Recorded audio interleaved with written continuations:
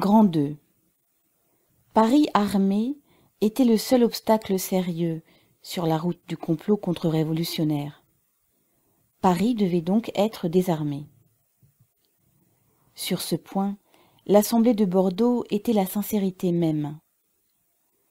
Si la rugissante clameur de ces ruraux n'avait pas suffi à se faire entendre, la reddition de Paris par Thiers, à la tendre discrétion du triumvirat de Vinoy, le décembriseur, de Valentin, le gendarme bonapartiste, et d'Aurelle de Paladine, le général jésuite, aurait dissipé jusqu'au dernier semblant de doute.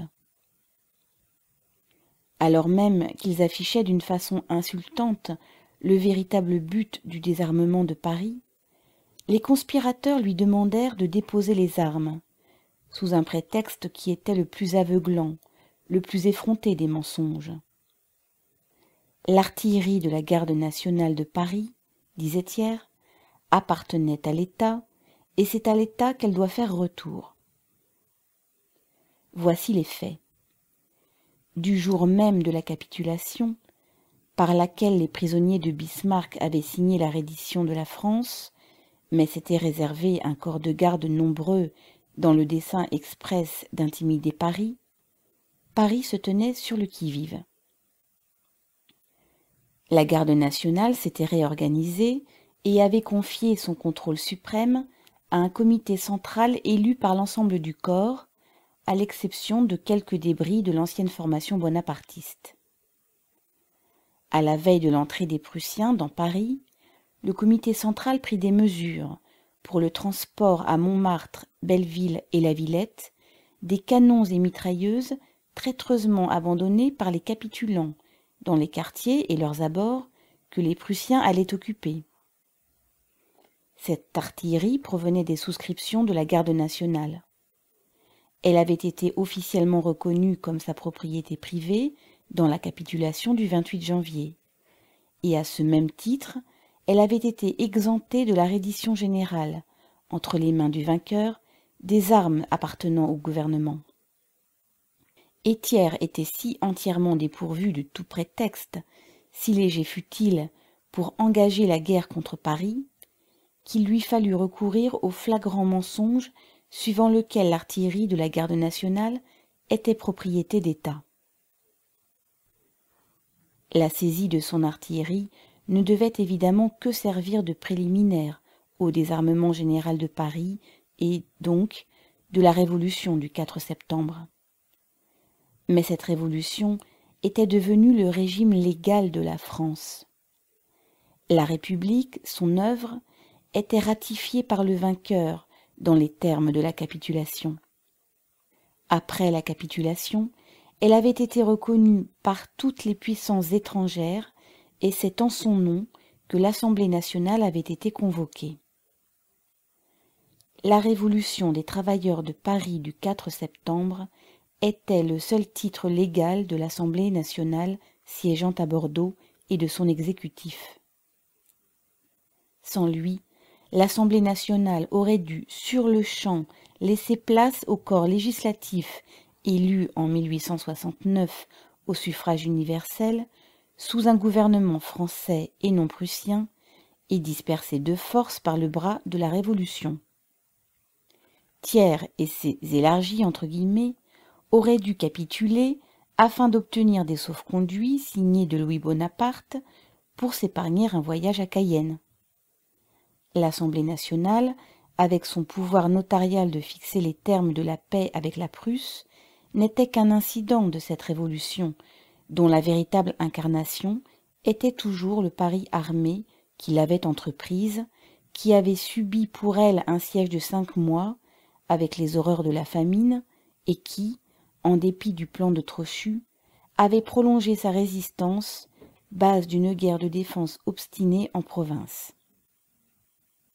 Et Paris maintenant avait ou à déposer les armes au commandement injurieux des négriers rebelles de Bordeaux, et à reconnaître que sa révolution du 4 septembre ne signifiait rien qu'un simple transfert de pouvoir de Louis Bonaparte à ses rivaux royaux, ou bien à être prêt au sacrifice comme champion de la France, qu'il était impossible de sauver de la ruine et de régénérer, sans un renversement révolutionnaire des conditions politiques et sociales qui avaient engendré le Second Empire et qui, sous sa vigilance nourricière, avait mûri jusqu'à complète pourriture.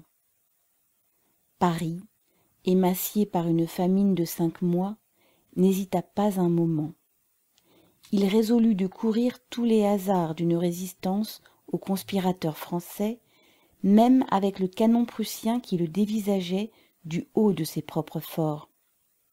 Toutefois, dans sa répugnance de la guerre civile, dans laquelle Paris allait être entraîné, le comité central continua à se maintenir dans une attitude purement défensive, en dépit des provocations de l'Assemblée, des usurpations de l'exécutif et d'une menaçante concentration de troupes dans Paris et ses environs. C'est Thiers qui ouvrit la guerre civile, en envoyant Vinoy à la tête d'une multitude de sergents de ville et de quelques régiments de ligne, en expédition nocturne contre Montmartre, pour y saisir par surprise l'artillerie de la garde nationale. On sait, du reste, comment cette tentative vint se briser devant la résistance de la garde nationale et la fraternisation de la ligne avec le peuple. Dorel de Paladine avait imprimé d'avance son bulletin de victoire et Thiers tenait prêtes les affiches annonçant ses mesures de coup d'État. Voilà que tout ça devait être remplacé par des appels de Thiers, faisant part de sa résolution magnanime de laisser la garde nationale en possession de ses armes, avec lesquelles, disait-il, il se tenait pour certain qu'elle se rallierait autour du gouvernement contre les rebelles. Sur les 300 000 gardes nationaux, 300 seulement répondirent à ces sommations de se rallier autour du petit Thiers contre eux-mêmes. La glorieuse révolution des ouvriers du 18 mars établit sa domination incontestée sur Paris. Le comité central fut son gouvernement provisoire. L'Europe semblait pour un moment douter si ces récentes et sensationnelles représentations dans la politique et la guerre avaient en elles-mêmes l'ombre d'une réalité, ou si elles n'étaient que les rêves d'un passé depuis longtemps évanoui. Du 18 mars à l'entrée des troupes de Versailles à Paris, la révolution prolétarienne resta si exempte des actes de violence qui abondent dans les révolutions, et bien plus encore dans les contre-révolutions des « classes supérieures » entre guillemets, qu'aucun fait ne permit à ses adversaires de lui hurler après, si ce n'est l'exécution des généraux Lecomte et Clément Thomas et l'affaire de la place Vendôme. L'un des officiers bonapartistes engagés dans l'attaque nocturne contre Montmartre, le général Lecomte, avait par 4 fois ordonné au 81e régiment de ligne de faire feu sur un public sans armes, place Pigalle, et, sur le refus de ses hommes, les avait férocement insultés. Au lieu de fusiller femmes et enfants, ses propres hommes le fusillèrent, lui. Les habitudes invétérées acquises par la soldatesque à l'école des ennemis de la classe ouvrière ne vont pas, sans doute, changer à l'instant même où ces soldats changent de côté. Les mêmes hommes exécutèrent Clément Thomas. Le général entre guillemets Clément Thomas, un maréchal des logis mécontent, s'était dans les derniers temps du règne de Louis-Philippe enrôlé au bureau du journal républicain Le National pour y servir en la double qualité d'homme de paille, gérant responsable entre parenthèses, et de matamore duelliste pour ce journal très batailleur. Après la Révolution de février, les hommes du National, ayant accédé au pouvoir, métamorphosèrent cet ancien maréchal des logis en général à la veille de la boucherie de juin, dont, comme Jules Favre, il fut un des sinistres conjurés et dont il devint un des plus lâches exécuteurs. Puis, lui et son généralat disparurent pour longtemps, pour revenir sur l'eau le 1er novembre 1870. La veille, note de bas de page, le 31 octobre 1870, une tentative fut faite pour renverser le gouvernement de la Défense nationale et s'emparer du pouvoir. L'impulsion fut donnée au mouvement par les bruits d'armistice avec les Prussiens, de défaite de la garde nationale au Bourget, 30 octobre entre parenthèses, et de reddition de Metz. Guidés par les blanquistes, les gardes nationaux envahirent l'hôtel de ville, proclamèrent la destitution de l'ancien gouvernement et la formation d'un nouveau, qui devait organiser les élections à la commune. Mais le nouveau gouvernement, qui ne s'appuyait pas sur les grandes masses, se montra irrésolu et hésitant. Il entra en pourparlers avec les membres arrêtés du gouvernement de la Défense nationale et en obtint un accord verbal pour la fixation des élections à la commune au 1er novembre entre parenthèses, et pour une amnistie générale. Sur ces entrefaites, des bataillons de gardes bourgeois arrivèrent qui, au matin du 1er novembre, envahirent l'hôtel de ville et rétablirent le pouvoir du gouvernement de la Défense nationale. Fin de la note de bas de page. Le général Clément Thomas et son généralat disparurent pour longtemps pour revenir sur l'eau le 1er novembre 1870. La veille, le gouvernement de la Défense, fait prisonnier à l'hôtel de ville, avait solennellement donné sa parole à Blanqui, à Flourens et aux autres représentants de la classe ouvrière d'abdiquer son pouvoir usurpé entre les mains d'une commune qui serait librement élue à Paris. Au lieu de tenir leurs promesses, ils lâchèrent sur Paris les Bretons de Trochu qui remplaçaient alors les Corses de Bonaparte. Le général Tamisier, seul, refusant de souiller son nom par un tel parjure, se démit du commandement en chef de la garde nationale, et, à sa place, Clément Thomas redevint pour un coup général. Pendant toute la durée de son commandement, il fit la guerre non aux Prussiens, mais à la garde nationale de Paris. Il en empêcha l'armement total, travailla les bataillons bourgeois contre les bataillons ouvriers, en extirpa les officiers hostiles au plan entre guillemets de Trochu, et licencia avec un stigmate de lâcheté justement ces mêmes bataillons prolétariens dont l'héroïsme a maintenant étonné leurs ennemis les plus invétérés. Clément Thomas se sentait tout fier d'avoir reconquis ses galons de juin 1848 comme ennemi personnel de la classe ouvrière de Paris. Ce n'est que quelques jours avant le 18 mars qu'il exposait au ministère de la Guerre, Le Flot, un plan de son cru pour, ouvrez les guillemets, en finir avec la fine fleur de la canaille de Paris, fermez les guillemets. Après la déroute de Vinoy, il lui fallait paraître sur la scène de l'action en qualité d'espion amateur. Le comité central et les travailleurs de Paris furent tout aussi responsables du meurtre de Clément Thomas et le comte que la princesse de Galles du sort des gens écrasés le jour de son entrée à Londres. Le massacre de citoyens sans armes, place Vendôme, est un mythe que M. Thiers et les ruraux ont ignoré avec persistance à l'Assemblée, s'en remettant pour sa propagation exclusivement à la valetaille du journalisme européen. Les hommes d'ordre, entre guillemets, les réactionnaires de Paris, tremblèrent à la victoire du 18 mars. Pour eux, c'était le signal de la justice populaire qui arrivait enfin. Les spectres de leurs victimes, assassinés sur leurs ordres depuis les jours de juin 1848 jusqu'au 22 janvier 1871, note de bas de page, le 22 janvier 1871, une nouvelle tentative fut faite pour renverser le gouvernement de la Défense nationale. La cause immédiate du soulèvement fut la défaite infligée à la garde nationale sous Buzenwald, ouvrez la parenthèse, 19 janvier 1871, fermez la parenthèse. À la suite de cette défaite, des bruits coururent sur l'armistice prochain et la nomination du général Vinoy comme gouverneur militaire de Paris. De même que l'insurrection du 31 octobre, Le soulèvement du 22 janvier se distingua par le manque de résolution, de cohésion et de liaison organique avec les masses. Pendant la répression du mouvement, il y eut 30 morts et blessés, parmi lesquels des femmes et des enfants. Fin de la note de bas de page.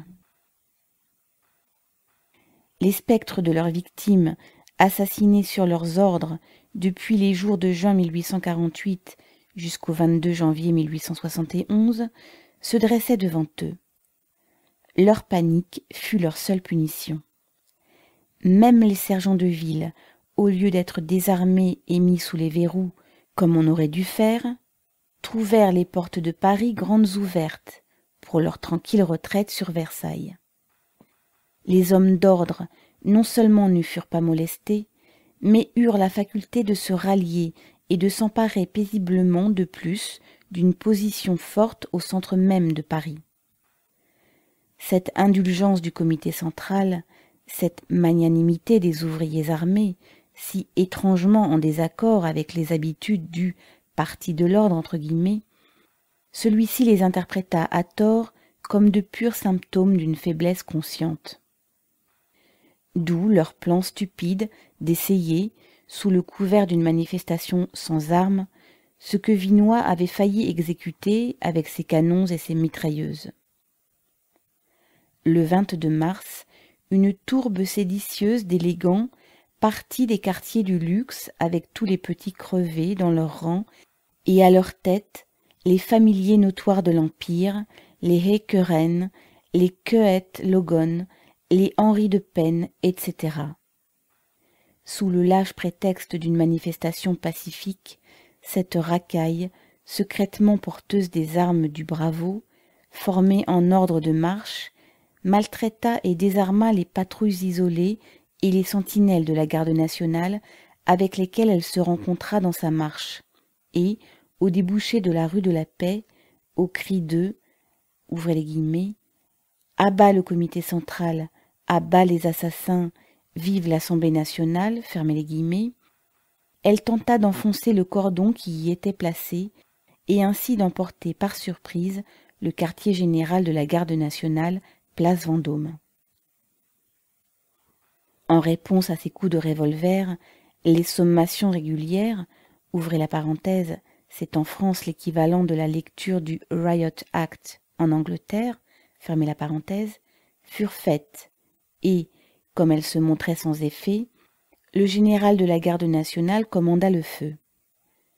Une seule salve dispersa, en une fuite affolée, les stupides freluquets qui espéraient que la simple exhibition de leur « honorabilité » entre guillemets, aurait le même effet sur la révolution de Paris que les trompettes de Josué sur les murs de Jéricho. Les fuyards laissaient derrière eux 2 gardes nationaux tués, 9 grièvement blessés, ouvrez la parenthèse, parmi lesquels un membre du comité central, fermez la parenthèse, et tout le théâtre de leurs exploits, jonché de revolvers, de poignards et de cannes à épée, en témoignage du caractère sans armes entre guillemets de leur manifestation pacifique entre guillemets. Quand, le 13 juin 1849, la garde nationale avait fait une manifestation réellement pacifique pour protester contre la félonie de l'assaut donné à Rome par les troupes françaises, Changarnier, alors général du parti de l'ordre, fut acclamé par l'Assemblée nationale et particulièrement par M. Thiers comme le sauveur de la société pour avoir lancé ses troupes de tous côtés sur ces hommes sans armes avec l'ordre de les fusiller et de les sabrer et de les fouler sous les pieds de leurs chevaux. Paris, alors, fut mis en état de siège. Dufort fit dépêcher par l'Assemblée de nouvelles lois de répression, de nouvelles arrestations, de nouvelles proscriptions. Un nouveau règne de la terreur s'instaurait. Mais les basses classes s'y prennent autrement en ces matières. Le comité central de 1871 ignora simplement les héros de la manifestation pacifique entre guillemets, à tel point que seulement 2 jours après, ils furent en état de se rassembler sous les ordres de l'amiral Cesset pour cette démonstration armée que couronna la célèbre escampette à Versailles. Dans sa répugnance à poursuivre la guerre civile ouverte par Thiers avec sa tentative de brigandage contre Montmartre, le comité central se rendit cette fois coupable d'une erreur décisive en ne marchant pas aussitôt sur Versailles, alors entièrement sans défense, et en mettant ainsi fin au complot de Thiers et de ses ruraux. Au lieu de quoi, le parti de l'ordre eut encore la faculté d'essayer sa force aux urnes le 26 mars, jour de l'élection de la Commune. Alors, dans les mairies de Paris, ses membres échangèrent de douces paroles de conciliation avec leur trop généreux vainqueur, en grommelant du fond du cœur le serment de les exterminer en temps et lieu. Maintenant considérez le revers de la médaille. Thiers ouvrit sa seconde campagne contre Paris au commencement d'avril. Le premier convoi de prisonniers parisiens, amené à Versailles, fut soumis à des atrocités révoltantes. Tandis qu'Ernest Picard, les mains dans les poches, rôdaillait autour en les raillant, et que mesdames Thiers et Favre, au milieu de leurs dames d'honneur, applaudissaient de leurs balcons les outrages de la tourbe versaillaise. Les hommes de ligne capturés furent massacrés froidement. Notre vaillant ami, le général Duval, le fondeur en fer, fut fusillé sans l'ombre d'un procès. Gallifet, le souteneur de sa femme, si notoire pour ses exhibitions éhontées aux orgies du Second Empire, se vante dans une proclamation d'avoir dirigé le meurtre d'une petite troupe de gardes nationaux avec leurs capitaines et lieutenants, surprise et désarmée par ses chasseurs. Vinoy, le fuyard, fut nommé Grand-Croix de la Légion d'honneur par Thiers, pour l'ordre donné à tous d'abattre chaque homme de ligne pris dans les rangs des fédérés. Desmarais, le gendarme, fut décoré pour avoir traîtreusement, comme un boucher, mis en pièces cet esprit élevé, le chevaleresque Flourens, qui avait épargné les têtes du gouvernement de la Défense le 31 octobre 1870. Les détails réconfortants, entre guillemets, de cet assassinat furent triomphalement développés par Thiers à l'Assemblée nationale. Avec la vanité parvenue d'un Tom Pouce parlementaire, admis à jouer le rôle d'un Tamerlan, il daigna aux rebelles à sa petitesse tout droit de la guerre entre civilisés, jusqu'au droit de neutralité pour les ambulances. Rien de plus horrible que ce singe autorisé pour un moment à donner plein essor à ses instincts de tigre, comme Voltaire l'avait imaginé d'avance. Après le décret de la Commune du 7 avril, ordonnant des représailles et déclarant qu'il était de son devoir, ouvrez les guillemets, de protéger Paris contre les exploits sauvages des bandits de Versailles et de rendre œil pour œil et dent pour dent, fermez les guillemets, Thiers n'arrêta pas le traitement barbare des prisonniers, les insultant bien plus dans ses bulletins. Ouvrez les guillemets. Jamais, écrit-il, figures plus dégradées que la basse démagogie n'affligèrent les regards des honnêtes gens. Fermez les guillemets. Honnête comme Thiers lui-même, et c'est élargi entre guillemets ministériel. Toutefois, pendant quelque temps, les fusillades de prisonniers furent suspendues. À peine, pourtant, Thiers et ses généraux décembriseurs furent-ils avisés que le décret de la Commune sur les représailles n'était qu'une menace vaine, que même leurs espions de la gendarmerie, attrapés à Paris sous le déguisement de gardes nationaux, que même les sergents de ville pris avec des bombes incendiaires sur eux étaient épargnés. Note de bas de page. Déjà, dans sa lettre à Kugelmann du 12 avril 1871, Marx parle de ces erreurs fatales du comité central. Fin de la note de bas de page. À peine pourtant, Thiers et ses généraux décembriseurs furent-ils avisés que le décret de la Commune sur les représailles n'était qu'une menace vaine, que même leurs espions de la gendarmerie attrapés à Paris sous le déguisement de gardes nationaux, que même les sergents de ville pris avec des bombes incendiaires sur eux étaient épargnés, que les fusillades en grand des prisonniers furent reprises et poursuivies sans interruption jusqu'à la fin. Des maisons où des gardes nationaux s'étaient réfugiés furent entourées de gendarmes, arrosées avec du pétrole, ouvrez la parenthèse, lequel apparaît ici pour la première fois dans cette guerre, fermez la parenthèse, et puis allumées. Les cadavres carbonisés enlevés ensuite par l'ambulance de la presse, établie au Terne. 4 gardes nationaux s'étant rendus à une troupe de chasseurs à cheval à la Belle Épine le 25 avril, furent ensuite abattus, l'un après l'autre, par le capitaine, un homme bien digne d'appartenir au corps de Gallifet. Une de ces 4 victimes, laissée pour morte, Schaeffer, revint en rampant aux avant-postes parisiens et déposa sur ce fait devant une commission de la commune. Quand Olin interpella le ministre de la Guerre sur le rapport de cette commission, les ruraux noyèrent sa voix et interdirent à Le Flot de répondre. C'eût été une insulte à leur « glorieuse » armée que de parler de ces hauts faits.